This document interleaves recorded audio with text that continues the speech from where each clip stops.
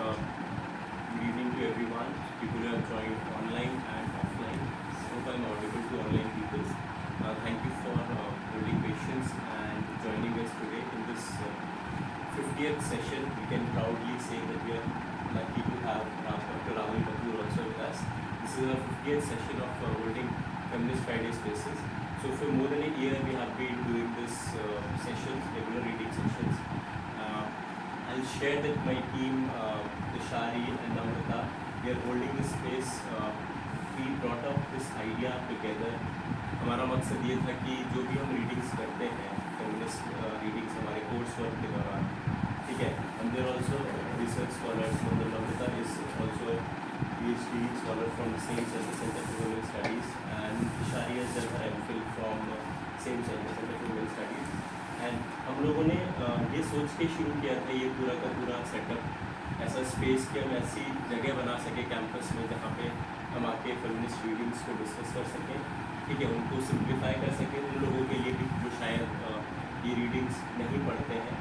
और फिर दूसरा ये था मकसद कि लैंग्वेज अकेडमी और एक्टिविज़म का जो बैरियर है उसको ब्रेक कर सकें, किस तरह से हम we are able to bridge this gap, bring scholars, young scholars who are working in this field or aspiring to work in this field together, ताकि हम एक दूसरे की नॉलेज प्रोडक्शन में हेल्प कर सकें। इसीलिए हम हमारी जितनी भी रीडिंग्स रहती हैं we try to simplify, we try to reach out to people. We have a very mixed set of audience who come from different sort of background. तो हम लोग कोशिश यही करते हैं कि फेमिनिस्ट फ्राइडे के थ्रू हम ज़्यादा से ज़्यादा लोगों तक पहुँच सकें। और at no point of time I would like give disclaimer that at no point of time we claim that we know more of to say feminist thinking, लेकिन हमारी कोशिश यही है कि जितना हो सके हम लोग साथ में बैठ के एकेडमिक कॉन्सेप्ट को डिस्कस कर सकें और अपने अपने रिसर्च वर्क में अपने अपने एक्टिविज़म में वो ला सकें। तो ये और मैं एक और डिस्क्लेमर देना चाहूँगा कि ये सेशन सब रिकॉर्ड करते हैं सिर्फ अपने यूट्यूब चैनल के लिए। तो एट किसी भी पॉइंट पे आपको लगे कि you want us to stop the recording, you feel not comfortable, so we can stop it. So with this brief sort of a disclaimer and sort of thinking behind Feminist Friday, I would like to my teammates to want to add something, or should we just continue? Yes. Thank you. So today we are joined by Dr. Rahul Kapoor, and he's feminist scholar. He has done his MPhil from Jamia Millia Islamia, Sarojini Naidu Center for Women Studies. Currently, he is an assistant professor at Gautam Buddha University. Yeah, and he's actually coming directly from the class from the university. So he has joined us. Now,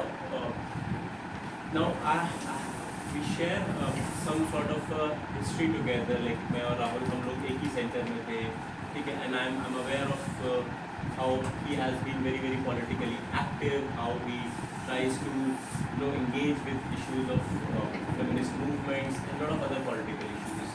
तो बहुत और इस particular platform के जो vision है, जो उसका mission है कि जितने भी यंग स्कॉलर्स हैं, क्या उनके चैलेंजेस रहे हैं रिसर्च में, क्या उनका काम है, किस तरह से वो सोचते हैं, how they add to this feminist movement. There is no one feminist movement but multiple feminist movement, and that's why his work becomes very important for something like we must read it. It's feminist and ferocious, the women students activists in contemporary India. So I remember that having conversation with Rahul in JNU when he was in campus and trying to talk to the feminist activists in the campus. So I think that will come up during our conversations. So I would like to again introduce Rahul, and I'll open it to you to take this space and just help us understand how you come up with this topic or what has been your research journey. You can talk about your book. Many of us have not read it, so if you can just simplify what are the key findings and move us towards this path. Yeah. Thank you, Rahul. Thank you. Yeah. To all. So thank you so much, Shri Bhai, and thank you everyone. So basically I call him Shri Bhai because as he told that we have a journey together. So we were doing MPhil together. So we both finished MPhil from Sarojini Naidu Center for Women Studies in Jamia. And then he moved on to do a PhD here in JNU, and I continued my PhD there in Jamia. So I finished my PhD this year only, and then I taught in Madras School of Social Work, and then I joined Gautam Buddha University in the Department of Social Work. So I think the idea of this book, which is titled Feminist and Ferocious, Women Students Activists in Contemporary India, and as you told us, that because nobody has read it, I will leave this copy as a token of respect for all of you, because you all came and I am really thankful to you. So maybe you can read it later on, or you can refer to it. So how it all started, firstly, that is very important. So I have always been into feminist research, and it is an area which needs actually a lot of more scholars, a lot of more debates, a lot of more writing. Still a very untapped area, especially with the whole LGBTQI rights movement coming in. So I have written a book before this also. It's titled Women in Work, The Sky is Full of Sexism. So that is based on the life of air hostesses. So that was the time I finished my MPhil, and I thought कि अब क्या करना है, PhD किस पे करनी है, क्या चीज़ मैं कर सकता हूँ. So I hope in both the languages you are comfortable, Hindi English both. तो अब क्या कर सकते हैं. तो वो समय था 2019 के ऑलमोस्ट 2019 के ऑलमोस्ट अक्टूबर नवंबर का, जब हमारा देश दो बहुत स्ट्रॉन्ग मूवमेंट्स विटनेस कर रहा था, और ये दोनों मूवमेंट्स महिलाएं लीड कर रही थी. Women were leading both this. One was the anti-CA and RC movement which was happening in Jamia, of which both of us were a very active part. So I was clearly in a very leadership role in that movement also, but I was very happy to be in a role in which I was working under the leadership of women at that point of time. And the second was Femurs Fall movement, जो यहाँ हो रहा था JNU में, which was again at that point of time being led by most of the women. और उस time एक बहुत ही टर्निंग पॉइंट आया था जिस समय आयशी घोष जो कि प्रेसिडेंट थी तब, जब उनको मारा गया था, उन पर अटैक हुआ था, और जिस तरीके से उनकी फोटोज आई थी, तो एक वो बहुत आउटरीच का टाइम था. तो उसी टाइम ये टॉपिक मेरे माइंड में आया, क्योंकि मैं देख रहा था अपने सामने से कि किस तरीके का स्ट्रगल मेरी साथी महिलाएं जो हैं वो फेस कर रही हैं. ठीक है, चाहे फिर वो सफूरा जरगर हो, ठीक है, जिनको अरेस्ट करा गया जब वो प्रेग्नेंट थी, और एंड में हुआ क्या, एंड में उनको जामिया तक से एक्सपेल करा गया. ठीक है, मतलब लोग एक ऐसी महिला की जिसकी आवाज़ स्ट्रांग है, जो कि अपनी बात रखना जानती है, जो कि स्टैब्लिशमेंट को चैलेंज करना जानती है, ठीक है, जो कि लोगों के ऊपर अत्याचार के खिलाफ आवाज़ उठाना चाहती है, उसके लिए इवन एक एकेडमिक स्पेस में, जो कि सबसे इंटेलेक्चुअल स्पेस माना जाता है, एंड में सरवाइव करना डिफिकल्ट हुआ, और उससे ग्रजेस निकाले गए. ये तो तब जब उसने इतना कैरेक्टर असैसिनेशन सहा, उसने इतनी प्रॉब्लम सही जेल में.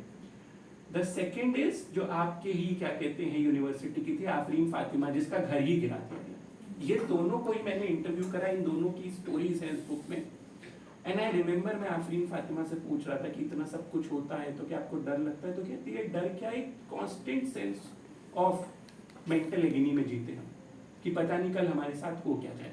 और इससे ज्यादा क्या हो सकता है कि जिस घर में आप पले बड़े, ठीक है, वो घर आपकी नजरों के सामने गिरा दिया जाता है. तो वो आइडिया था इस बुक के पीछे, कि नहीं, मुझको जो अपनी PhD करनी है, तब वो टाइटल था participation of women in student activism, a feminist perspective, study of 4 universities, जो कि जामिया, JNU, AUD यानी अम्बेडकर यूनिवर्सिटी और दिल्ली यूनिवर्सिटी थी. वो उसके पीछे का आइडिया था.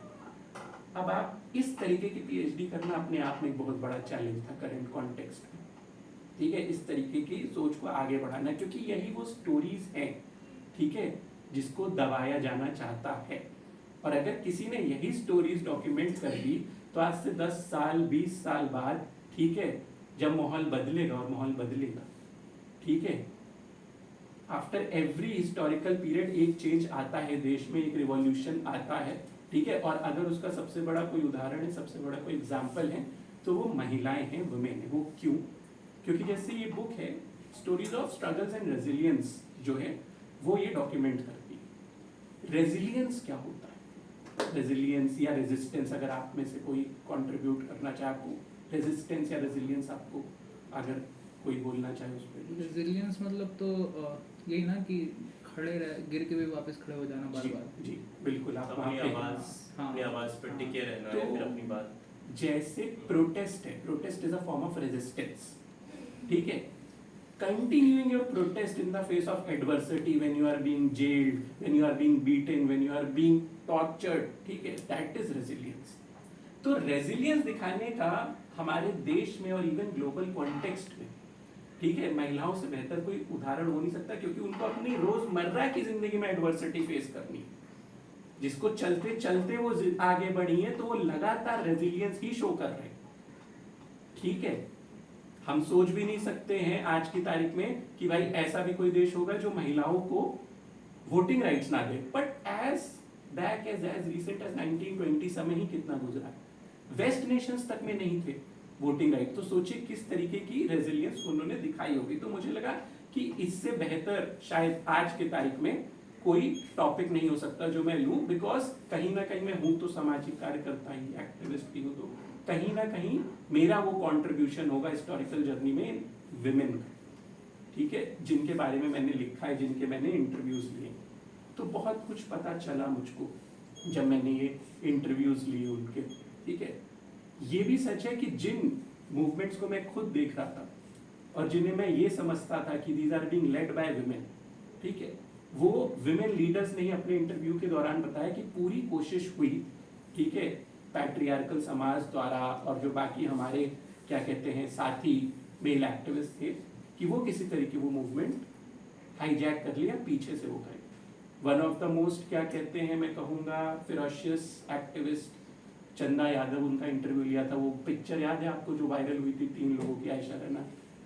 चंदा का कहना था कि अगर तो वो पिक्चर होती नहीं ना वायरल, तो शायद उस जगह हमको कभी भी इस लीडर के तौर पे एक्सेप्ट करा नहीं जाता, और करने के बाद भी, ठीक है, बहुत सारी चीजें उस समय ऐसी थी जो कि पैट्रियार्कल समाज द्वारा और एक्टिविस्ट सर्कल द्वारा कंट्रोल करने की कोशिश की जाती थी। जैसे एक बहुत ही क्या कहते हैं जो हमारे ही सेंटर की एक बहुत ही फियरलेस मैं कहूँगा एक्टिविस्ट थी, ठीक है, तो उनकी आदत है कि वो यूजुअली हिजाब करती, ठीक है।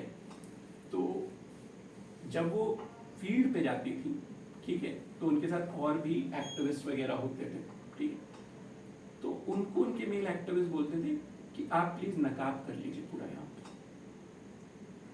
हिजाब पे मत रहिए, जबकि she is the one who is going to speak. इनके नाम का पोस्टर लिखा हुआ है, who is somebody to tell her कि वो हिजाब करे या वो ड्रेस पहने या वो नकाब करे, ठीक है। और यही नहीं भाई, क्योंकि जो लार्जर स्ट्रक्चर्स होते हैं, मैं मानता हूँ पैट्रियार्की फेमिनिज्म लार्जर स्ट्रक्चर्स में देखी जाती है कि भाई माहौल पैट्रियार्कल है, ठीक है, तो लार्जर स्ट्रक्चर्स में मेल डोमिनेंट है, फीमेल जो है क्या कहते हैं उनको सबऑर्डिनेट करने की कोशिश करते हैं। इंडिविजुअल स्ट्रक्चर्स में, इंडिविजुअल रिलेशनशिप्स में मैं मानता हूँ कि ठीक है, सेंस ऑफ केयर, अटैचमेंट कुछ भी आप ले सकते हैं, ठीक है, बट अगर आपको सामने वाले ने अपनी बात रख दी कि नहीं मैं नहीं करूंगी नकाब, तो उसके आगे भी अगर क्या कहते हैं आप उनको कोशिश करते हैं फोर्स करने की, तो फिर तो वो प्यार भी नहीं रह जाता, then it is a sense of entitlement जिससे आप कंट्रोल करना चाहते हैं, ठीक है, then it is not care.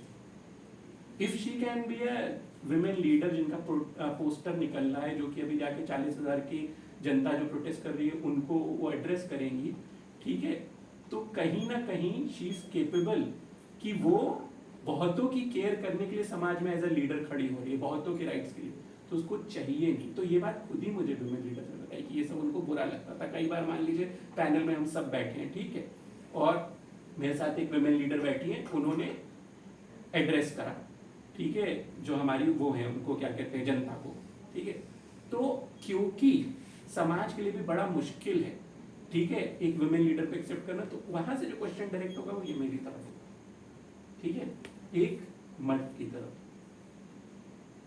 मेरे पास मैं इस तरीके के मैंने एक्टिविस्ट को इंटरव्यू करा है जिन्होंने मुझे बताया कि क्योंकि देखिए फेमिनिज्म ऐसे कोई लीनियर ग्राफ है नहीं फेमिनिज्म का कि मैं पॉलिटिकल फ्रीडम की डायरेक्शन में ही बढ़ूंगी, ठीक है, वो बॉडी ऑटोनॉमी पे भी बढ़ेगा, वो हर तरीके से बढ़ेगा, वो पूरी तरीके से वुमेन राइट्स पे, LGBTQI राइट्स पे, जेंडर स्पेक्ट्रम पे बढ़ेगा।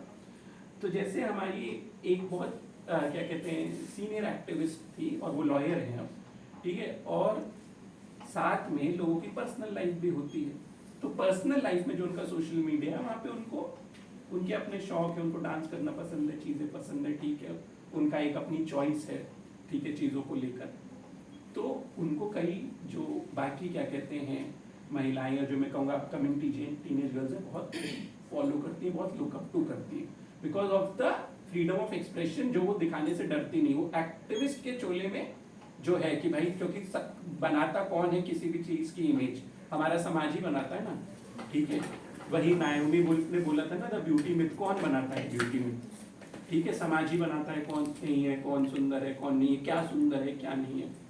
तो एक जो अपकमिंग टीनेज गर्ल थी जो कि जनता में बैठी हुई, उसने पूछा उठ के कि मैम हम आपको बहुत फॉलो करते हैं, और आपकी जितनी भी, क्योंकि वो बहुत खुल के बोलती थी, क्या कहते हैं हिंदू मुस्लिम यूनिटी के लिए बहुत खुल के बोलती थी, जो अत्याचार हो रहे हैं मुस्लिम माइनॉरिटीज़ पे, मुस्लिम वुमेन पे इंडिया में, कि हमको आपकी बहुत अच्छी लगती है बातें, हम आपको बहुत फॉलो करते हैं, ठीक है। और हमारे जो घर वाले वो भी हमें कहते हैं कि आप हमको, मतलब आप इनको फॉलो करें, शी इज़ द आइडल, ठीक है। बट जब हम बोलते हैं कि ये दीदी जिस तरीके से कपड़े पहनते हैं हम क्यों नहीं पहन सकते, तो हमें चुप करा देते हैं। ये उसका सवाल था, यहाँ से जवाब जा रहा था, और डेफिनेटली, ठीक है, ये जो महिला एक्टिविस्ट थी, ये सिर्फ जवाब जो देने की कैपेसिटी नहीं थी, आगे, ठीक है, अपने जवाब से सबको कन्विंस करने की भी कैपेसिटी है उनके पास, ठीक है, सारी कैपेसिटी है। लेकिन उसी समय वहाँ पे दो ऑर्गेनाइजर, एक महिला और एक पुरुष, आके बोले कि सॉरी मैम, आप यहाँ से पॉलिटिकल फ्रीडम पे ही बात कर सकते, आप CNRC की बात करनी है तो जब CNRC की बात हो तो कर सकती, बॉडी ऑटोनॉमी की बात वो वहाँ नहीं कर सकती, ये उन्हें कोई बता रहा है।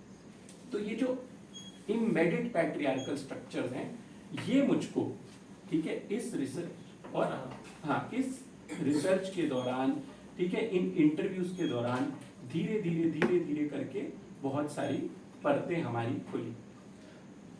I think what Rahul has beautifully covered for us, and I'll then open up the space for more conversations.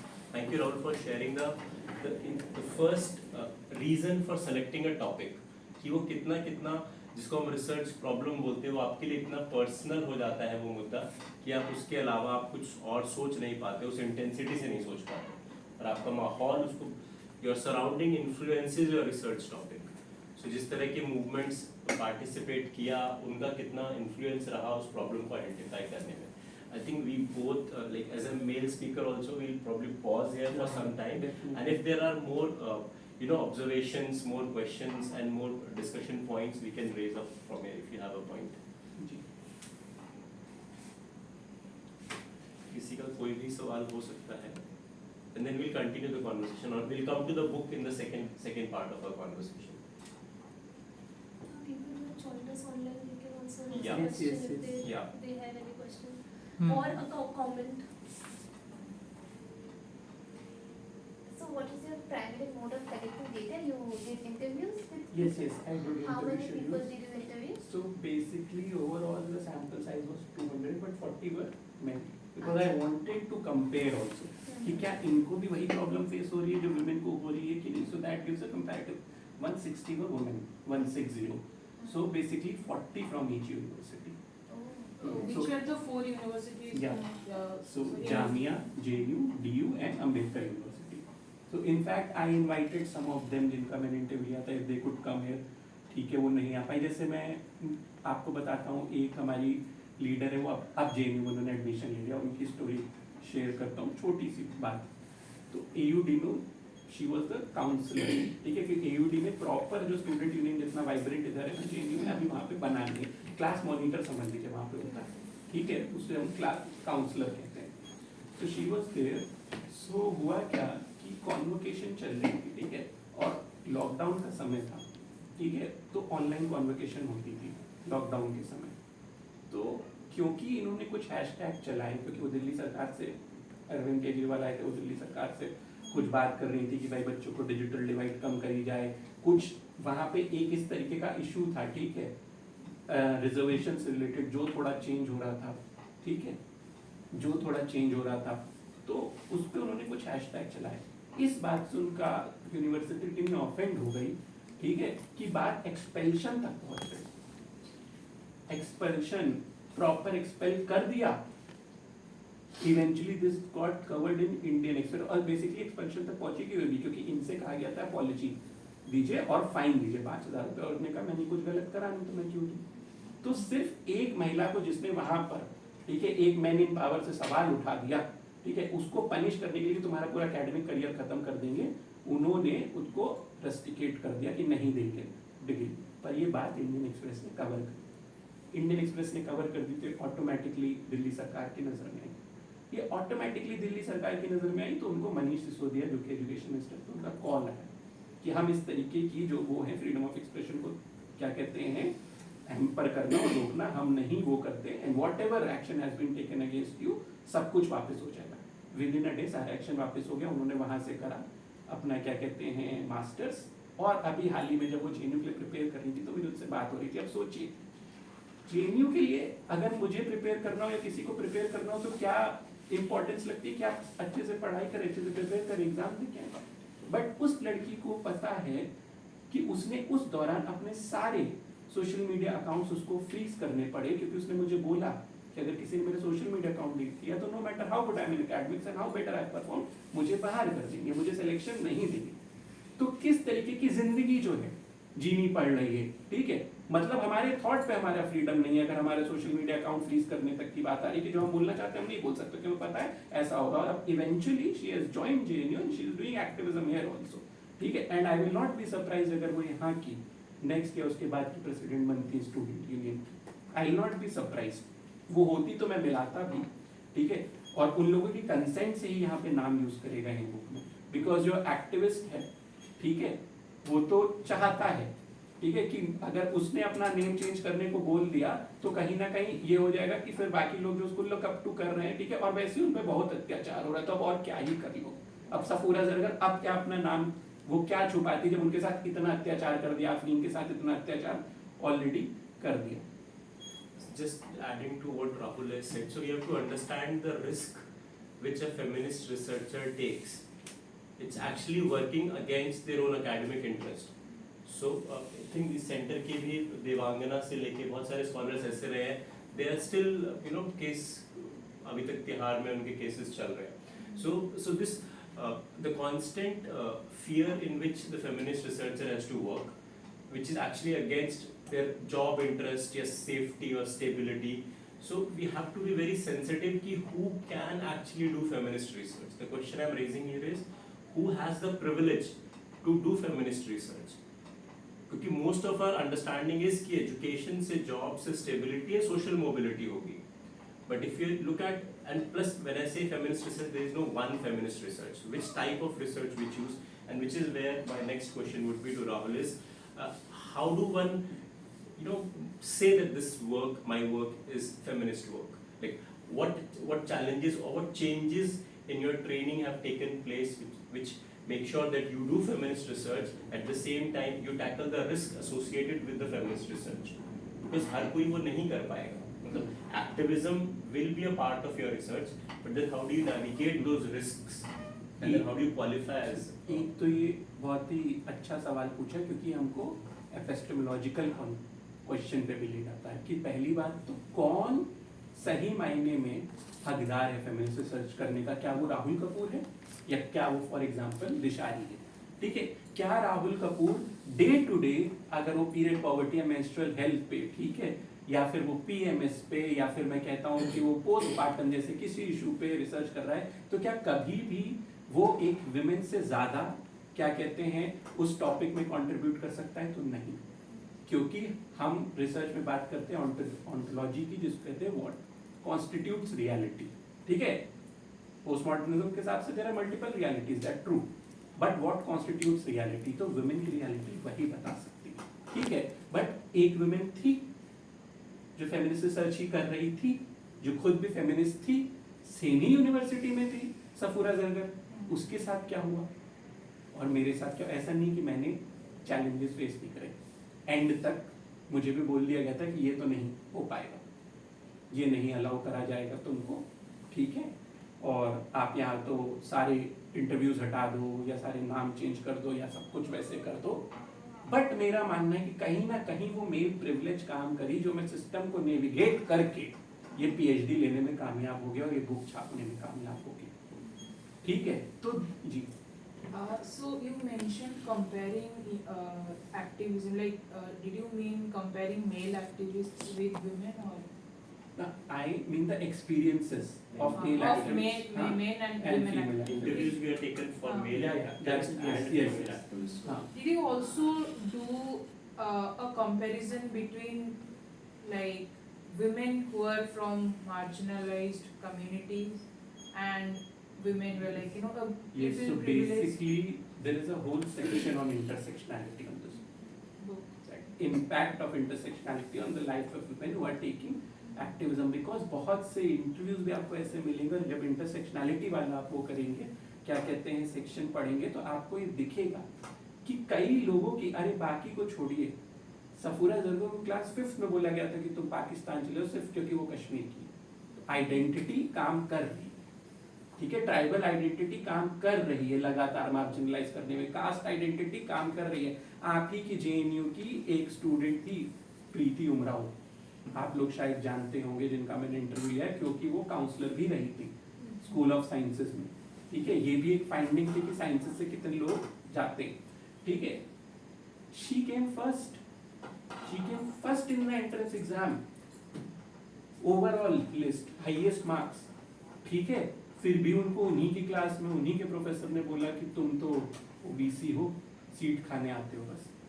आप इससे ज्यादा अपनी कॉम्पिटेंस क्या प्रूव कर दे एक मार्जिनलाइज आइडेंटिटी वाला इंसान, कि वो हर तरीके से, जिसको आप मेरिट कहते हो ना, जो सो कॉल्ड मेरिट है, क्योंकि मेरिट भी प्रिविलेज ही डिसाइड करती है।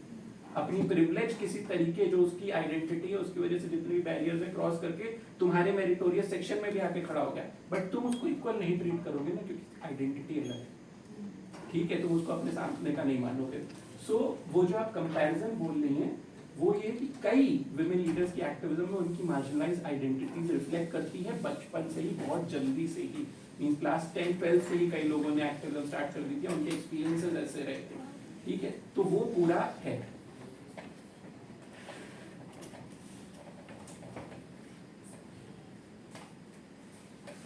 एक स्टोरी मैं शेयर करता हूँ आज का ही, कि आज मैं वो डिबेट करने गया था उधर, तो उधर मैं डिबेट करता था, बहुत कॉन्फिडेंस नहीं था, मैं इंग्लिश डिबेट में था, लेकिन मेरे ही कॉलेज से एक और लड़की थी जो हिंदी डिबेट में थी, और वो उधर फर्स्ट आई, अच्छा किया। तो जब मैं डिबेट करने जा रहा था तो उसको पता था मैंने इतना प्रैक्टिस नहीं किया है, और वो तो कुछ ऐसे बोल रही थी मेरे को। जब मैं डिबेट करके आया ना, तो उसने मेरे को एक फीडबैक दिया, ऐसा बोला कि तू लड़ता नहीं है ना, मतलब नहीं, तो तू लड़ा कर। लोग हैं ये क्या बोल रही है, एक लड़ा कर। तो उसने बोला अरे नहीं ऐसा नहीं कि अरे मेरा बैग छूट गया इससे लड़ता हूँ, नहीं, उसके लिए नहीं, फॉर राइट थिंग, लोगों से लड़ाई अगर तो कॉन्फिडेंस आएगा तेरे को। तो जो अभी बात चल रही थी ना कि रिस्क फैक्टर रहता है, तो हाँ, लड़ाई में भी मीनिंग ढूंढने का, तो मेरे को अच्छा लगा था। और एक बात मैं जरूर कहूँगा इस पे, क्योंकि उन्होंने पूछा कि आप करते भी कैसे हैं फिर, क्योंकि इसमें तो कोई डाउट ही नहीं कि मेरी PhD टॉपिक की वजह से मेरे पास इतने चैलेंजेस थे ना, इतने चैलेंजेस थे, और इतनी घबराहट थी जब मैंने CRC प्रेजेंटेशन दी थी। ठीक है, जब मैंने बताया था आफरीन फातिमा की स्टोरी, कि अगले दिन हर कोई घबरा गया था, इवन हर कोई हाथ खींचने को रेडी था, from supervisor to entire university. लेकिन एक बात तो है, ठीक है, ये जो इस लड़के ने बोली कि इसको कॉन्फिडेंस कहाँ से आएगा, जब ये सही चीज के लिए लड़ेगा। तो सही चीज के लिए लड़ा, अरे मैं ठीक है जामिया ने निकाल दिया सफूरा जरगर को, ठीक है, बट UNOHCR उसके लिए स्टेटमेंट इशू करता है, एमनेस्टी इंटरनेशनल उसके लिए स्टेटमेंट इशू करता है। वो जहां पे पहुंच गई, ठीक है, सिर्फ और सिर्फ क्योंकि वो सही चीज के लिए लड़ती थी, सही बात के लिए। शायद हम लोग कभी ना पहुंच पाए, और हमें पहुंचना भी नहीं। ठीक है, हम खुश हैं इस बात से कि एक महिला एक्टिविस्ट जिसने अपनी पूरी लाइफ, पर्सनल लाइफ और प्रोफेशनल एकेडमिक करियर दांव पे लगा दिया, क्योंकि कहीं ना कहीं वो हमसे भी आगे थी लड़ने में कि निकल जाए PhD हाथ से, निकल जाए एकेडमिक्स निकल जाए, लेकिन मैं बात सही करूंगी। ठीक है, हमने तो कहीं ना कहीं सिस्टम में नेविगेट कर दिया, ठीक है, अपनी प्रिविलेज भी यूज कर ली कि नहीं, क्योंकि मुझे भी उस टाइम ये लगा कि मैं सही चीज के लिए लड़ रहा हूँ, और अगर मैं नहीं ये स्टोरी निकालूंगा तो बात तो सच है कि करंट कॉन्टेक्स्ट में तो कोई और नहीं निकाल पाएगा। मुझे यही लगा था कि if there is somebody who has to do it and can do it, जिसको सपोर्ट आपके सुपरवाइजर भी सपोर्ट कर दे तो क्या फायदा है। RAC में मेंबर्स बैठते हैं, CRC में मेंबर्स बैठते हैं, ठीक है, एक्सटर्नल्स पे जाती है 3-3 लोगों को थीसिस, एक ही इंसान चाहिए आपको अपोज करने के लिए, आपकी पीएचडी रुक जाती है। 10-12 लोगों का इन्वॉल्वमेंट होता है, और करंट कॉन्टेक्स्ट में तो वो सारे 10-12 लोग एक ही साइड है। और दूसरा कि कोई भी रिसर्च फेमिनिस्ट कैसे होती है, मैं क्लेम कैसे कर सकता हूँ, फेमिनिस्ट कैसे क्लेम कर सकता हूँ, क्योंकि सोशल वर्क रिसर्च तो है ये, इसमें तो कोई डाउट नहीं, सोशल मूवमेंट देख रहे हैं। When gender is the social point of all investigation, तो ऐसा नहीं है कि इसमें ऐसी आइडियोलॉजीज के क्या कहते हैं, जैसे मेरी सेल्फ पोजिशनिंग रही है एक पर्टिकुलर आइडियोलॉजी को जो कि ह्यूमन राइट्स प्रो है, तो ऐसी आइडियोलॉजीज की वुमेन एक्टिविस्ट के इंटरव्यू नहीं है, उनसे बात नहीं करी गई है, ठीक है, जिनकी आइडियोलॉजी मुझसे अलग है, क्योंकि gender is the social point of all investigation. उनसे तो सबसे पहले पूछना बनता है कि भाई आपके छात्र संगठन में, आपकी पॉलिटिकल ऑर्गेनाइजेशन में तो महिलाओं की रिप्रेजेंटेशन ही नहीं है। आप जब आप बताइए कि आपको लगता है कि इक्वल स्पेस है, क्या कहते हैं, फीमेल और मेल एक्टिविस्ट के लिए, उनसे पूछना बनता है कि वो लोग जो आपकी प्रो पार्टी है, और मैंने पूछा है कि यति नरसिंहानंद जैसे लोग ऐसे बोलते हैं कि भाई बीजेपी में तो महिलाएं सो के आ जाती हैं नेताओं के साथ, तो आप इस पे क्या कहना चाहेंगे, ठीक है। तो उसने कहा अच्छा ऐसा बोला है तो गलत है, मतलब gender is the focal point of all investigation, क्योंकि उसको पता उसके जेंडर के साथ गलत होगा, आइडियोलॉजी तो सेम है इंसान की। तो कहती नहीं हमारे यहाँ ऐसा हुआ है तो गलत है, हमारे यहाँ टॉप डाउन अप्रोच है, डाउन अप नहीं, जो गांधी जी ने बताई कि पावर महिलाओं के हाथ में, एक्टिविस्ट के हाथ में, ग्राउंड रूट है। टॉप डाउन अप्रोच है तो किसी ने बोला तो पर हम कंप्लेंट कर देंगे हमारे नेशनल सेक्रेटरी को, जो कि खुद एक मेल है, वो एक्शन ले लेंगे, कोई एक्शन हुआ नहीं, कोई होगा भी नहीं, ठीक है। तो जेंडर फोकल पॉइंट है सारा इन्वेस्टिगेशन का कि ठीक है उनको क्या लगता है, क्या नहीं लगता, किस तरीके से महिलाओं को पैटर्नाइज करा जाता है इस तरीके की आइडियोलॉजीज में, उनको दीदी का दर्जा दे देंगे, माँ का दर्जा दे देंगे, भार दे देंगे, टोकन रिप्रेजेंटेशन दे देंगे, कुछ ना कुछ देकर उनको रख लेंगे, लेकिन उनका भी तो एक्सपीरियंस जरूरी है। तो वो फेमिनिस्ट रिसर्च बनती, ठीक है, कि जेंडर पे आपने लिया तो फिर आपने इंक्लूड करा, ठीक है, सारी और पॉलिटिकल आइडियोलॉजीज को आपने, और तब आपने ये कॉमन फैक्टर निकाला कि ऐसा नहीं कि यहीं की महिलाएं इस पर्टिकुलर आइडियोलॉजी की दबाई जा रही है, इनके साथ अत्याचार हो रहा है, उनके साथ भी अत्याचार हो रहा है, बस वो सीधा अत्याचार आपको सरकार की तरफ से नहीं दिख रहा, ठीक है, क्योंकि वो सेम आइडियोलॉजी की है, आपको वो सीधा अत्याचार नहीं दिख रहा, बट विद इन संगठन तो हो ही रहा है, ठीक है, विद इन संगठन तो वो भी यही फील कर रही है कि नहीं प्रिविलेज तो मेल को, ये हमारी तो टोकन रिप्रेजेंटेशन है, और विद इन संगठन ये भी फील करती है, दोनों में कॉमन है। प्रेसिडेंट मैंने आपको बताया ना, पूरा मूवमेंट लीड करने के बाद जामिया की मेन ये स्टूडेंट एक्टिविस्ट ने मेन जिनकी फोटो छपी थी, जिन्होंने सारे इंटरव्यू दिए, उन्होंने बोला कि हर पॉसिबल कोशिश की गई। तो उस आइडियोलॉजी में भी लोग हैं, इस आइडियोलॉजी में भी लोग हैं जिनका कॉमन एनिमी आप कह सकते हैं, या जिनको कॉमन स्टेटस को जो मेंटेन करना है पावर का, वो पैट्रियार्की है, वो करेंगे, क्योंकि वो उस पैट्रियार्की के स्टेटस को मेंटेन करने से उनकी लाइफ बेटर हो रही है, सिंपल सी बात। उनको पता है ये स्टेटस को जिस दिन चेंज हुआ, ठीक है, उस दिन तो भाई इक्वल राइट्स देने पड़ेंगे, ठीक है, हमको भी घरों में खाना बनाना पड़ेगा, ठीक है, अगर हम उनकी लाइफ को कंट्रोल करेंगे तो उनके पास भी इक्वल राइट्स होंगे कंट्रोल करने के कि तुम कहाँ जा रहे हो, हमको भी बताओ, ठीक है। अगर वो क्या कहते हैं सिंदूर लगाएंगी, अगर वो चूड़ा पहनेंगी तो हमको भी माथे पे कुछ ना कुछ लगाना पड़ेगा कि हम भी शादीशुदा हैं। इतनी इक्वालिटी थोड़ी ना दे देंगे, इतना दे दिया कि आप हमारे बगल में बैठ जाइए और क्या कहते हैं आप वो कर लीजिए, अपनी स्पीच दे दीजिए। ये फेमिनिस्ट रिसर्च फिगर आउट करती है कि हर स्ट्रक्चर में पैट्रियार्की है, क्योंकि इररिस्पेक्टिव ऑफ आइडियोलॉजिकल एफिलिएशन हर स्टूडेंट ऑर्गेनाइजेशन में, काफी सारी स्टूडेंट ऑर्गेनाइजेशन लेके गई, ठीक है, ऐसा पूरा प्रॉपर चार्ट आर्ट सा बनाया हुआ है जिसमें कितनी परसेंट आईसा है, कितनी परसेंट एसएफआई है, कितनी एबीवीपी, कितनी एमएसयूआई, वापसा सब जो कुछ भी हो सकता है, ठीक है। सबके कॉमन एक्सपीरियंस को जब आप लाते हो और आपको लगता है कि भाई प्रॉब्लम तो जेंडर की वजह से इनको फेस हो रही है, जैसे 93% वुमेन एक्टिविस्ट ने जिनको मैंने इंटरव्यू करा, यानी 160 93% कहती हैं कि जेंडर जो है वो उनका कारण बना एक्टिविज्म लेने का, कि मतलब जो उन्होंने ईव टीजिंग सही, जो उन्होंने आइसोलेशन सहा, डिस्क्रिमिनेशन सहा, स्कूल के टाइम में कभी नहीं बोलने दिया गया उनको, ठीक है, और 13% मेंस देखा कि जेंडर हमारा रीजन, क्योंकि जेंडर की वजह से उनको नहीं सहा ना, जेंडर की वजह से तो प्रिविलेज मिली। हाँ, उन्होंने ये जरूर कहा कि आइडेंटिटी हमारा रीजन है, मुस्लिम आइडेंटिटी है, कास्ट आइडेंटिटी है, हाँ एकेडमिक रीजन है, एडमिनिस्ट्रेटिव रीजन है, ये रीजन है कि हम जाना चाहते थे पॉलिटिक्स में, सोशल सर्विस का रीजन है, बट जेंडर तो नहीं बना ना। तो बस यही तो पढ़ना है कि इनका 93% तो जेंडर ही रीजन बन रहा है ना कि एक्टिविज्म लेने का, और उस जेंडर की वजह से हमें रोका जा रहा है। बहुत ही उन्होंने बताया कि बहुत टैक्टिकली जब पुलिस लड़कियों को मारती है तो बहुत टैक्टिकली, सिर्फ मारती नहीं है, बहुत स्पेसिफिक जगह से कपड़े फाड़ देती है कि आपको शर्म आ जाए पब्लिक स्पेस में दोबारा जाने की, ठीक है, और वो करने की, ठीक है। क्यों? क्योंकि समाज ऐसा, ठीक है। अगर मान लीजिए आपने एक प्रोटेस्ट का भी सीन देखा होगा जामिया से कि कुछ लोगों ने आउट ऑफ प्रोटेस्ट अपनी शर्ट्स उतारी थी, ठीक है, और प्रोटेस्ट करी थी उस टाइम, ठीक है। तो अगर एक मेल एक्टिविस्ट प्रोटेस्ट कर रहा है, ठीक है, उससे पुलिस का अलग टाइप का बिहेवियर होगा, ठीक है। पुलिस को पता है इसके कपड़े फाड़ने से कुछ नहीं होगा, लेकिन अगर इसके कपड़े फाड़ देंगे तो कहीं ना कहीं हम इसको इस तरीके की अटैक कर देंगे कि उसको मेंटल ट्रॉमा हो जाए, उसको इज्जत को उसकी बात लग जाए, क्योंकि सोसाइटी सब कुछ उसको इज्जत के कॉन्टेक्स्ट में रख के देखती है, तो वो दोबारा आएगी नहीं। और ये एक नहीं, 160 में से मोस्टली महिला, पता है क्या करते हैं, अगर नाम आ गया एक बार केस में, 3 बजे कॉल करेंगे रात के, 3 बजे कॉल रात के, ठीक है, एक महिला को, ठीक है, पुलिस स्टेशन से जाएगा, और रीजन क्या देंगे, हमारी तो नाइट की ड्यूटी होती है इसलिए हम कर रहे हैं। कितनी महिलाएं एक्टिविस्ट ऐसी भी थी जिन्होंने मुझे बताया कि हाँ हमारे दोस्तों ने एक्टिविज्म छोड़ी, कुछ ने क्या कहते हैं कई टाइम तक अपने आप को ऑफ सोशल मीडिया करा, कुछ ने ऑफ एक्टिविज्म करा, ठीक है। तब जाकर मतलब जिस तरीके की उनको प्रॉब्लम्स फेस करनी पड़ती है, जब वो निकल के आती है और उसका लिंक हम जेंडर से जोड़ पाते हैं कि जो सारी प्रॉब्लम हो रही है, हर प्रॉब्लम में जेंडर का एंगल है, ठीक है।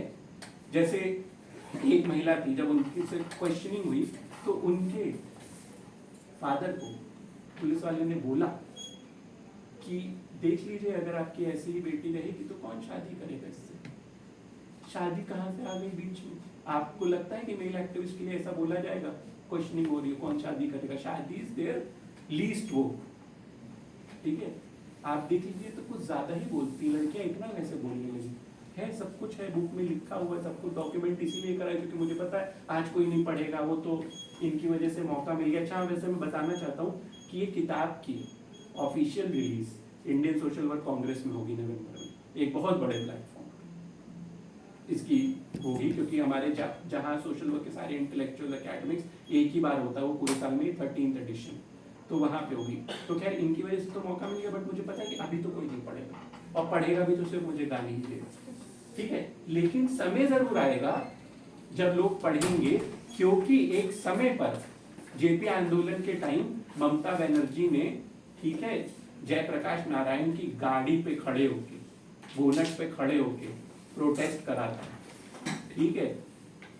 उसको कहते हैं फेमस ममता डांस। ये कैसे मुझे पता है, क्योंकि तब किसी ने हिम्मत दिखाई उस डांस को डॉक्यूमेंट करना, ठीक है। इमरजेंसी के टाइम, ठीक है, सुषमा स्वराज क्योंकि लॉ की स्टूडेंट थी, उसने कितने ही लीगल केसेस में हेल्प करी थी जो एक्टिविस्ट अंदर गए थे, मुझे कैसे पता है, क्योंकि तब किसी ने डॉक्यूमेंट कर दिया। तो आज का मैंने सब डॉक्यूमेंट कर दिया है, हम इसको जला तो सकते नहीं क्योंकि शोध गंगा पे भी है।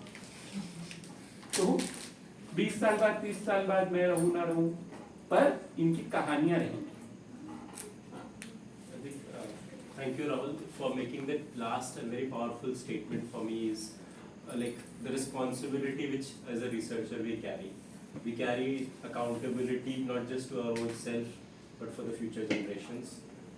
The way he is able to think कि मेरा काम आज के लिए शायद ज़रूरी है कि नहीं है, कोई पढ़े ना पढ़े, लेकिन it comes with a sense of social responsibility कि इसका डॉक्यूमेंटेशन जिसको बोला, जो एक रिसर्च नॉलेज प्रोडक्शन का जो पार्ट है और किस तरह से वो पॉलिटिक्स से डायरेक्टली जुड़ा हुआ है। He has been unapologetic about his political leaning, about his views. तो ये जो बाइनरीज में जो सोचते हैं कि हम पर्सनल लाइफ में कुछ और, पॉलिटिकल कुछ और, या फिर हमारा एक्टिविज्म कुछ और, हमारा रिसर्च कुछ और, Rahul is able to establish that कि वो उन बाइनरीज के बियॉन्ड है, and that's also one of the qualifications for claiming this work as it's a feminist research work. I think we will pause here for some time and let others, you can, it's a very मकसद ही ये था feminist Friday को इस तरह का रखने का कि नॉन हायरार्किकल और इनफॉर्मल इंटरेक्शन हम कर सके, वरना हम भी मतलब we prefer to keep this space for young scholars कि हमारे कुछ भी बहुत छोटे सवाल हो सकते हैं। इनफैक्ट मेरा भी कुछ सवाल था कि यार मैं रिसर्च कर तो रहा हूँ पर इस रिसर्च को बाद में बुक की फॉर्म में कैसे कन्वर्ट करूँगा, how does that journey takes place. Research paper publish कराना है तो वो कैसे कराना है। फिर एथिकल क्वेश्चंस आते हैं कि आप जब आप क्वेश्चंस करेंगे तो आप एथिकल क्लियरेंसेस कैसे लेंगे। तो इस तरह के स्कॉलर की लाइफ में बहुत सारे ऐसे सवाल आते हैं, from the moment you pick up your topic to the methodologies you choose, how you go about it, पूरा का पूरा उस जर्नी को जितना हो सके हम ये स्पेस में कोशिश करेंगे कि इसको इनफॉर्मली आप पूछ सकें, यहाँ पे जान सकें। तो I'll pause and I'll open up for online people also and for offline also कि आपको कोई भी सवाल हो सकता है इनके वर्क। या please. Hi Rahul, very interesting. I haven't read the book yet, but I would definitely love to read it because it seems to be very rich with empirical data. What catch my it's a very catchy title. So particularly with the word ferocious, I'm curious like why the word ferocious like that. Basically it means fearless because आपको एक certain amount of fear जो कि gender roles के साथ associated है, because any woman who is into public space or activism is breaking the gender role। यही कारण है कि इतना ज़्यादा online harassment होता है, because online harassment में जो दूसरी साइड है वो autonomous रहती है, तो एक तरीके से पुश कर रही है कि यहाँ से स्पेस से निकल के वापस अपने रोल में जाओ, ठीक है। This role is not meant for you. यही जेंडर रोल थ्योरीज हमको बताती है कि सर्टेन रोल डिसाइडेड है मेन के लिए, सर्टेन रोल डिसाइडेड वुमेन के लिए। तो उनको एक जो समाज ने बाहर निकलने से और क्या कहते हैं एक्टिविज्म या पॉलिटिक्स में आने से जो एक फियर कर रखा है उसको पार करके वो वहां पे आती है। That means ferocious.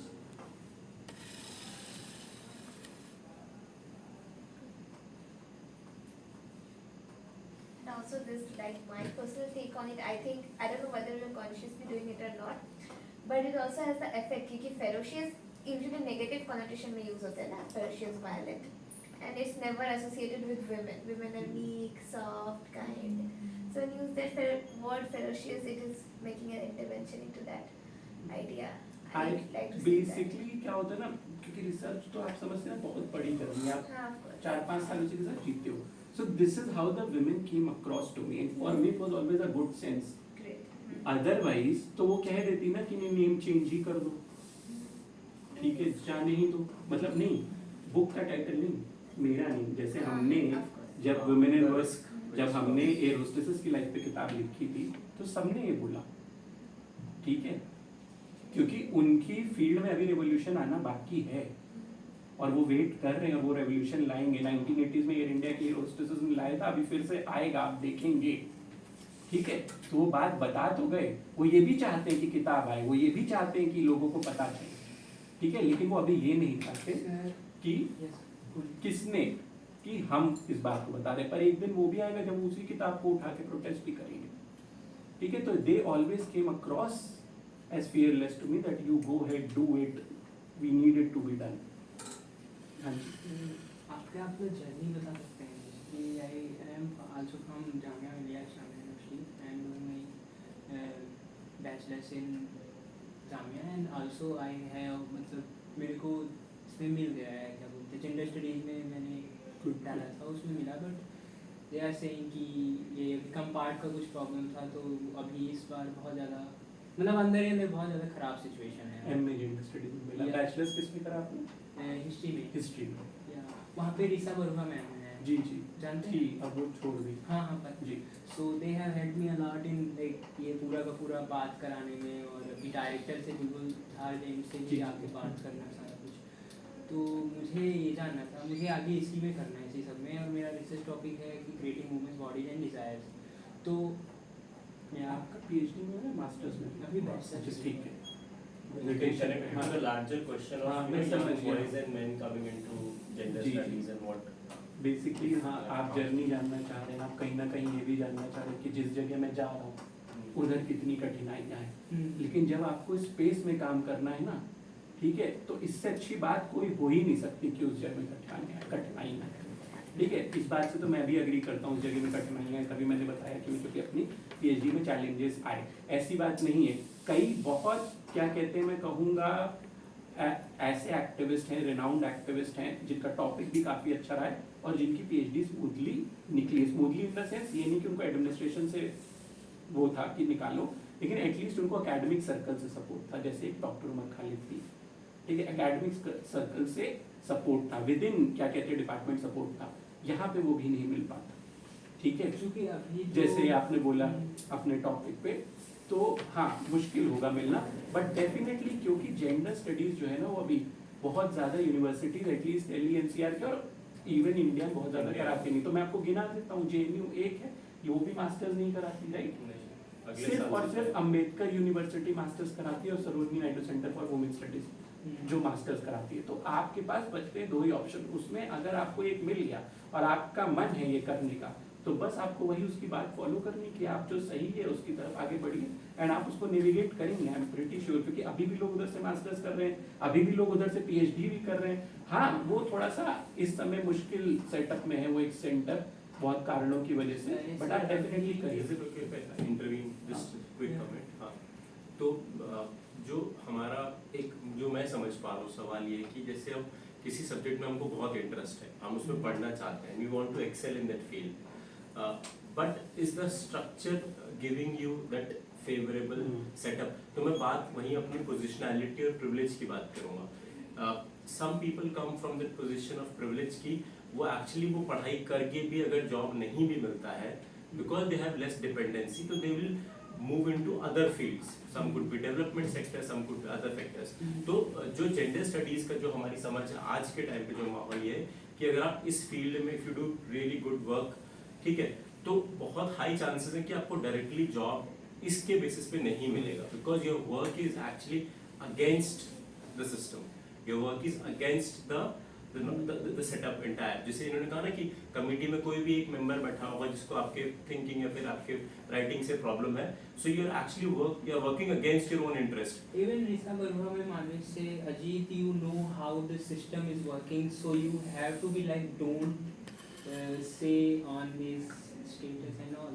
Right. So ये activism और जो split है ना, you have to understand, people in privilege can do that, not for the people. I would not say कि this you should do or should not do. I'm just giving you perspective from this position. Privilege से आपको क्या क्या मिल सकता है वो बताने की कोशिश। In fact, your vulnerability will increase more. You will become more vulnerable to job market if you rely entirely on gender studies. Personally, I'll share. मेरा masters human rights में है, MPhil and PhD gender studies में, and now I have to go back to core subject which is political science to find a job. Absolutely. So तो मैं भी social work में ही पढ़ा रहा हूँ। इनको social work में job मिला। जेंडर स्टडीज में So we don't want to paint a rosy picture also कि नहीं आप जेंडर पढ़ लो फिर आप ट्रांसफॉर्म कर दो फिर आपकी सोशल लोकेशन राइज हो जाएगी उससे। That's not happening at least So now. I was coming Yeah. to that point only Yeah. because I also did my masters and MPhil in social work, and I did my MPhil from Delhi School of Social Work. So as soon as I read the name of Sanjay Bhatt sir, I was like, why? No, I was doing my MPhil during COVID period. Okay. We had already ji, done ji, my ji. PhD over there. तो वही मेरे दिमाग में सवाल था कि despite like such ए, ठीक है जेंडर स्टडीज में कम लोग हैं वुमेन स्टडीज में, but still there is a close knit circle और इतने सारे लोग हैं जो काम कर रहे थे, so many scholars, why you had to go back and lean on social works network to come up with this? Basically, this is a foreword. ठीक है, it is different from what is there in the back. So the first person in the back is Professor Mona Yadav, Professor and Head Department of Gender Studies NCERT. So foreword also has a personal connect. वो मैं अपने mummy papa से भी लिखवा सकता हूँ, ठीक है, ये वो वाली चीज है कि एक मेरे गुरु थे, उनको वो रिस्पेक्ट देने के लिए कि आप मेरी किताब पढ़िए और आप बताइए आपको कैसी लगी, ठीक है। और सोशल वर्क में भी जेंडर की फील्ड पे बहुत काम होता है, but who is the one who is reviewing it? Forward is never a review, वो पीछे हैं और वो लोग आप देखिए कि वो कौन है, ठीक है। आप उसमें देखिए कि अनन्या भारद्वाज है, a very very renowned women journalist the print की, ऐसी ऐसी स्टोरीज ब्रेक करती हैं वो, ठीक है, विमेन लेड एरियाज में, ठीक है। प्रोफेसर मोना यादव है एनसीईआरटी की, वो हेड है डिपार्टमेंट ऑफ जेंडर स्टडीज की, उनको कितनी प्रॉब्लम फेस करनी पड़ी है बिकॉज उन्होंने एक क्या कहते हैं स्कूल्स में, ठीक है, एक उसको लेकर कि मतलब जेंडर सेंसिटाइजेशन को लेकर एक उन्होंने हैंड आउट बनाया था कि ये स्कूल्स में वो हो। उस हैंड आउट को लेके, क्योंकि भाई अब जेंडर सेंसिटाइजेशन पे बतेगा तो बहुत चीज़ें बताई जाएंगी, इतना ज़्यादा उस टाइम पॉलिटिक्स और बवाल हो गया था, she had to withdraw the handout. ठीक है, जो कि डिपार्टमेंट ऑफ जेंडर स्टडीज की हेड है एनसीईआरटी की, और एनसीईआरटी कौन है? जो पूरे देश का करिकुलम डिसाइड करता है स्कूल्स का। सो जिन्होंने रिव्यू कराए, जिन्होंने कमेंट्स दिए, वो जेंडर स्टडीज से रिलेटेड लोग हैं। ये forward was more of an emotional और पर्सनल कनेक्ट की भाई Delhi school of social work में जैसे हमारे सर थे, तो मैं तब भी ऐसा रिबेलियस ही था। ठीक है, तो बहुत लोगों को नहीं लगता था, क्योंकि रिबेलियस लोग पीएचडी कर नहीं पाते, बहुत मुश्किल होता उनके लिए, रोक दिया जाता है किसी कारणवश। तो आप जब वहां वापस जाते तो उन्हें भी अच्छा लगता है कि इस तरीके का होके भी कर गया, और कहीं ना कहीं आप बताने भी करते कि मैं इस तरीके का होके भी कर गया, दोनों चीज। सो इसलिए हाँ, इसके अलावा आपने ये भी बताया कि अभी इसका शायद नवंबर में हाँ जी बुक का रिलीज होगा, रिलीज होने वाला है national social social work Congress में। ठीक है, और इसी पॉइंट पे एक और बात है, अभी सबिया हुसैन मैम है, सबिया हुसैन जी, मैम जी, है। सो उनका अगर आप देखोगे तो उनका भी वीसी साहिबा ने हमारे जो है इस वजह से उनका कुछ इशू चल रहा था कि उन्होंने बाहर मिडिल एशिया एक तरह से मुस्लिम कंट्रीज के साथ कुछ वेबिनार किया था। अच्छा, और उस if I request, can you stay close to the academic question, like because जो उनकी it's on record also, it's on record also. कोई नहीं। You can pause the camera because I can see very fine. तो तब का representation women का और अब का विमेन रिप्रेजेंटेशन का वो कैसे वैरी करेगा इसके आने के बाद, बिल आने के बाद? देखिए, वुमेन रिजर्वेशन बिल है, बहुत अच्छी बात, ये आना ही चाहिए। और ये ऐसा नहीं है कि सिर्फ इधर ये उसमें आया है अभी पार्लियामेंट में, इससे पहले भी जो हमारा पंचायती राज सिस्टम है उसमें वुमेन रिजर्वेशन का सिस्टम है, जहाँ पे पंचपतियों का कॉन्सेप्ट आ गया। ठीक है, कि सरपंच तो वुमेन ही है लेकिन उनका पति चलाता है। अब यहाँ पे करेंट कॉन्टेक्स्ट में वुमेन रिजर्वेशन बिल आया, बहुत अच्छी बात है। तो क्या हम इस वुमेन रिजर्वेशन बिल को इंटरसेक्शनैलिटी में नहीं ला सकते? तो इंटरसेक्शनैलिटी के डोमेन में कि भाई बहुत अच्छी बात है, विमेन के लिए आपने रिजर्वेशन करिए, इसमें भी आप विद इन क्या कहते हैं विमेन का जो 33%। और एक तो सबसे बड़ा मेरा सवाल ये है कि 33% रिजर्वेशन क्यों? फिर वही देने वाली बात। अब जब मेल 50% है, महिलाएं 50% है, तो 50% कर दो, खत्म बात। फिर वही देने वाली बात कि हम दे रहे हैं, तुम पे एहसान करो और इतना ही दे पाएंगे हम, तो 33%। किसने ये नंबर सोचा 33%? दे दो 50% पहली बात तो, अगर तुम्हारा इंटेंशन है तो। नहीं, पर तुम्हारा इंटेंशन वही है ना, ठीक है, कि तुम कंट्रोल करना है, जहाँ पे नहीं, जहाँ पे लग गया पति के। मान लीजिए अभी रेसलर्स की प्रोटेस्ट चल रही थी बहुत तकलीफ, ठीक है, एक हमारे एमपी भी हैं उनके ऊपर, और रेसलिंग फेडरेशन ऑफ इंडिया के फॉर्मर प्रेसिडेंट थे ब्रिजभूषण, ठीक है। अब इतना, ठीक है, छीछा लेदर कराने के बाद वापस जनता के पास जाना मुश्किल होता है। बीवी तो बेचारी कई सालों से झेल ही रही है, उसी को आगे कर दो जनता के सामने, ठीक है। तो कई सारी चीजें इसमें जो डिबेटेबल है, जैसे इंटरसेक्शनैलिटी के डोमेन में ला सकते थे, बट अगर आप उससे पूछो लार्जर पॉजिटिव डोमेन में, how do you see this as a step? I see it as a positive step, क्योंकि ये 33% आएंगी, ठीक है। इस 33% में 3% को भी समझ में आ गया कि ये बिल क्यों आया है, तो और 33% आ गया है। मेरा एक सवाल इससे रिलेटेड है कि जो आपने 4 कैंपसेस दिल्ली में स्टडी किए हैं, उसमें was there a difference you could see? Secondly, then why just restrict yourself to Delhi? Campuses of politics तो और भी है। बेसिकली डेफिनेटली डिफरेंस था। जैसे जेएनयू का जो एक्टिविज्म सिस्टम है बहुत ज़्यादा वाइब्रेंट है, ठीक है। लकली उस टाइम जामिया का भी सिस्टम बहुत ज़्यादा वाइब्रेंट था, जो बाद में कोविड के बाद जामिया का तो पूरा सिस्टम ही तोड़ दिया गया एक्टिविज्म का, ठीक है, अरेस्ट कर करके और क्वेश्चन कर करके। तो उस टाइम ये दो यूनिवर्सिटीज़ का सिस्टम मुझे ज़्यादा वाइब्रेंट लगा।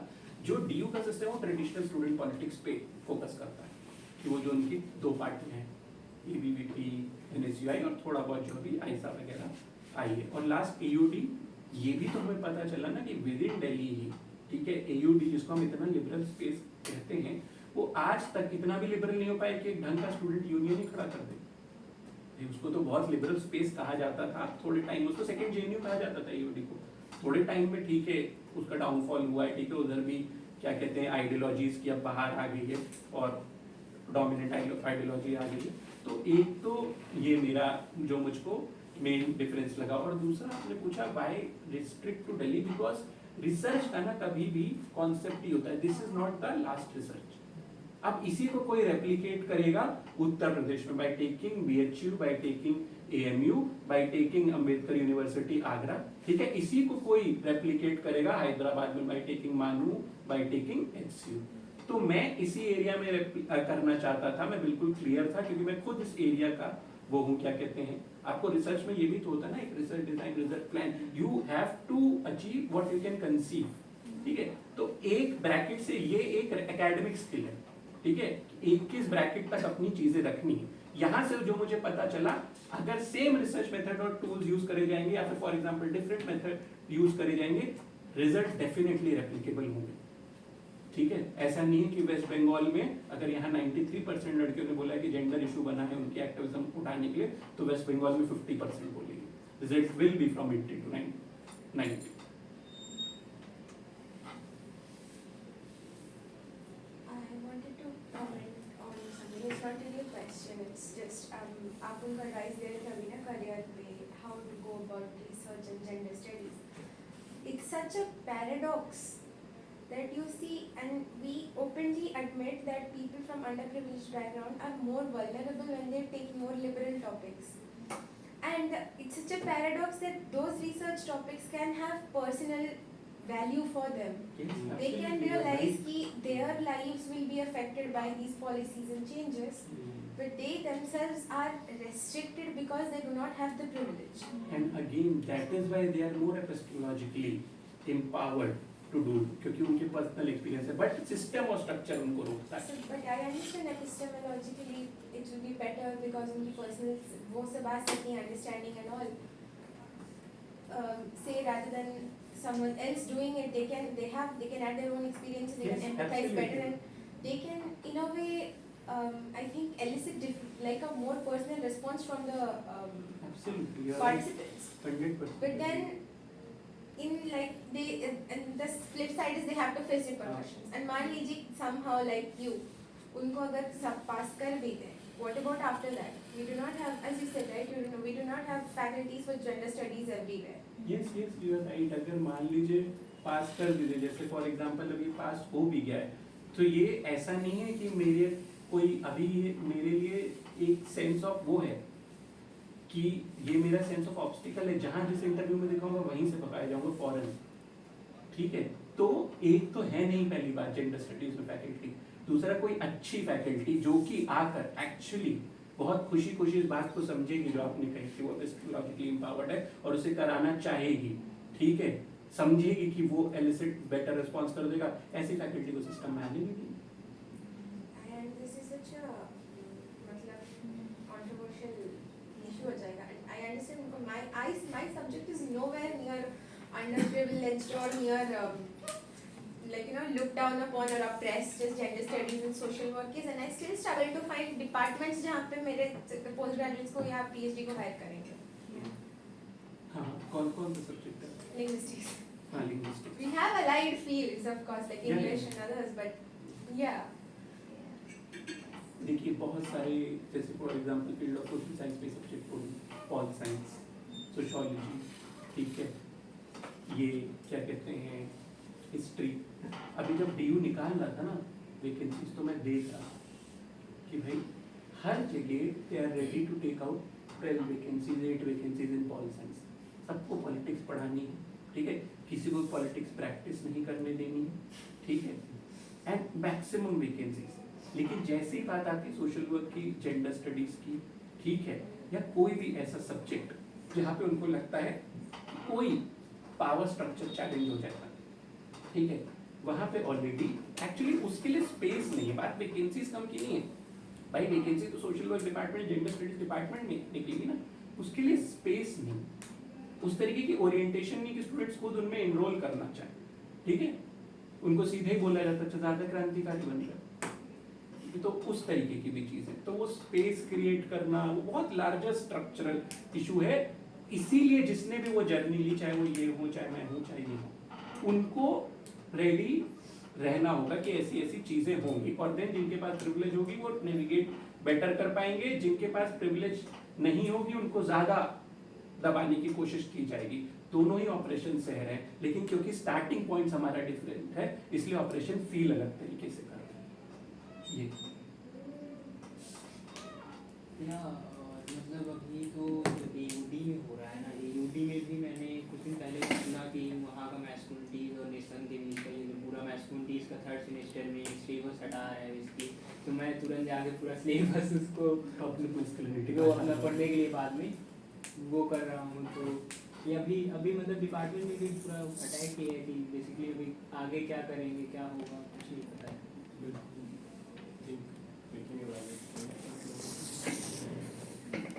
Okay, so I think we have already overshot our time, but it was wonderful. I mean, I don't have words. We are just fortunate to have speakers and who are openly talking about the work, openly talking about the vulnerabilities and challenges in the journey. उससे होता क्या है ना कि हम scholars को थोड़ा सा एक रियलिटी चेक भी मिल जाता है कि यार हम जो सोच के इस फील्ड में जा रहे हैं, क्योंकि ऑनेस्टली हम लोगों को नहीं पता था कि जो हम आइडियलिज्म और अपने एक्टिविज्म को लेके जब हम रिसर्च में आए थे कि it will actually be counterproductive to if you are looking at this from a job perspective, but उसके बावजूद भी it's very important we feel कि हम लोगों ने अपनी इनर वॉइस को जिंदा रखा है। We have tried to kept a work and activism like Rahul का वर्क, ये बुक फेमिनिस्ट एंड फेरोशियस वही डिस्प्ले करती है कि कितना ज़रूरी है ऐसी वॉइसेस को सामने लेके आना, कितना ज़रूरी है इस तरह का डॉक्यूमेंटेशन, इस तरह का रिसर्च वर्क करना। और with this note I would like to add one thing. Please. हाँ, तो वही करियर के बाद चल रहा है, तो मैं अपने बारे में थोड़ा बताना चाहता हूँ कि मैं अब तो सबको पता ही है कि मैं बैचलर ऑफ कंप्यूटर एप्लीकेशन कर रहा हूँ, बैचलर मेरा कंप्यूटर में। लेकिन 12th के बाद अच्छा मेरे को 10th में सपना था IIT में जाने का, मैंने JEE दिया, नहीं हुआ। 12th में फिर श्री भैया और भी लोगों से इन्फ्लुएंस होके, अभिजीत पाठक सर से इन्फ्लुएंस होके था कि सोशल साइंसेस में जाएंगे और UPSC का तैयारी करेंगे। और उसी के बीच में फिर बहुत सारे एक दीपांशु भैया, उनसे भी बात किया था, तो उन्होंने मेरे को एक बात बोला था कि देखो भाई मतलब ये आप अभी इस पे चल रहा था ना कि क्या चुनना चाहिए, कैसे नहीं चुनना चाहिए, तो उस पर मेरा क्या टेक था, क्योंकि मैं भी इस सवाल से बैचलर लेवल पे, मास्टर पे तो नहीं, 12th में आया था, कॉलेज कौन सा चुनना है, क्या पढ़ना है। तो उन्होंने बोला था मेरे को कि देखो वो टीच फॉर इंडिया में पढ़ाने आए, लेकिन उससे पहले उन्होंने IIT खड़गपुर से अपना पढ़ाई किया था। तो उनको पता था कि टीच फॉर इंडिया में उनको उतना पैसा नहीं मिल रहा है, लेकिन उनको बच्चों को पढ़ाना पसंद था। अभी वो अर्ली चाइल्डहुड एजुकेशन में काम कर रहे हैं, जहाँ पे वो 3 से 7 साल के बच्चों के साथ काम करते हैं। तो वो बोल रहे थे कि उनको पता था कि अगर उनको किसी भी ज़रूरत पड़ी अगर पैसे कमाने की, तो उनके पास वो IIT का टैग था या स्किल था जिससे वो मार्केट में जाके पैसा कमा सकते हैं अगर वैसी नौबत आई तो उन्होंने मेरे को वो बोला था कि अभी पहले शुरुआत में तुम अपना कुछ ऐसा स्किल डेवलप कर लो, उसके बाद तुम घर में बैठ के नेटफ्लिक्स देखोगे पूरा दिन, किसी को कुछ नहीं फर्क पड़ेगा। तो उन्होंने ये बोला था मेरे को कि ठीक है, हाँ UPSC ये तुम अभी JEE के रेस में थे और अपना एक तरीके से तुमने परफॉर्म नहीं किया, तो उस रियलिटी को फेस करो। वो जो रेस थी, तुम दूसरी रेस में सिंपली जा रहे हो, UPSC की रेस में, अब कि 3 साल वो डिले हो जाए, उस रियलिटी को फेस करना और यहाँ से कुछ नया ढूंढो। तो उन्होंने एक चीज़ बोली थी कि मेरा नाम दीपक है, तो उसको लेके ध्यान में बोला था उन्होंने कि तुम बुझे हुए दीपक से समाज में रोशनी नहीं कर सकते हो। तो पहले अपने आप को, तो फिर वही, हाँ, तो अब मेरे को था कि अब मैं क्या करूँ, तो मैंने क्या डिसीजन लिया। तो मेरा जो करियर का जो मेरा अल्टीमेट गोल है वो है सॉफ्टवेयर सोशोलॉजिस्ट बनना। अब सॉफ्टवेयर सोशोलॉजिस्ट क्या होता है, कुछ ऐसा होता नहीं है, मैंने टर्म दिया है।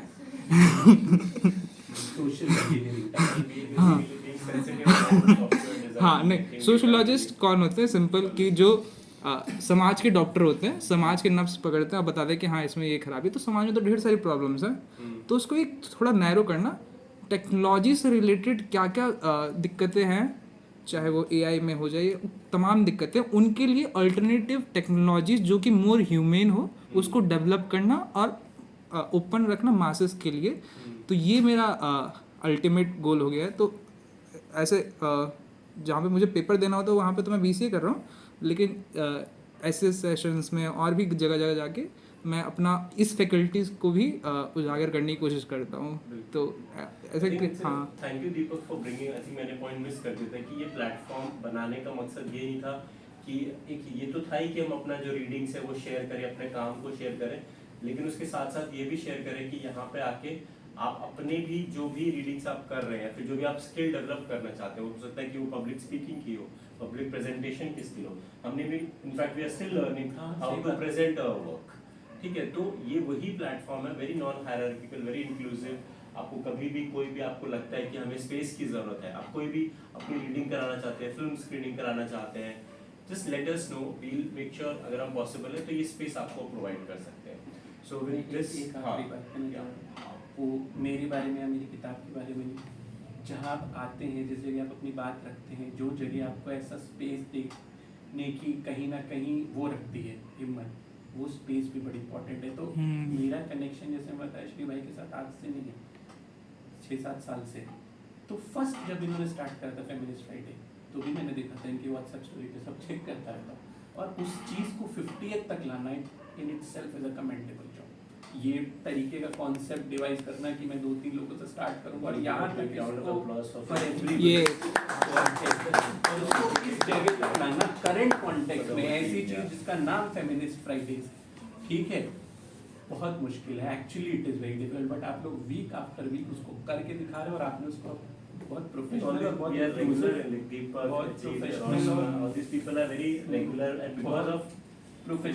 इंक्लूसिव आपने बना दिया इसको कि कोई भी आ रहा है वो अपना जिस भी तरीके की बात लेकर आया उसको भी कुछ जवाब मिले। तो ग्लैड, आई थिंक कि ऐसा नहीं है कि कोई मेरा वर्क इम्पोर्टेंट है तो मैं यहाँ पे बोल पा रहा हूँ। जिस जगह ने हमको ये मौका दिया है बोलने का, वो जगह भी अपने आप को उतनी इंपॉर्टेंट है, उन लोगों की भी उतनी मेहनत लगी है, ठीक है, एक इस तरीके का स्पेस बनाने में जहाँ पे इस तरीके की बुक को जगह मिल पाए। So a huge round of applause for everyone who started and everyone who is participating. I think with this note we'll end it and we'll request all of you to come to the center and we'll have a picture. हमारे online participants For Bye bye. participants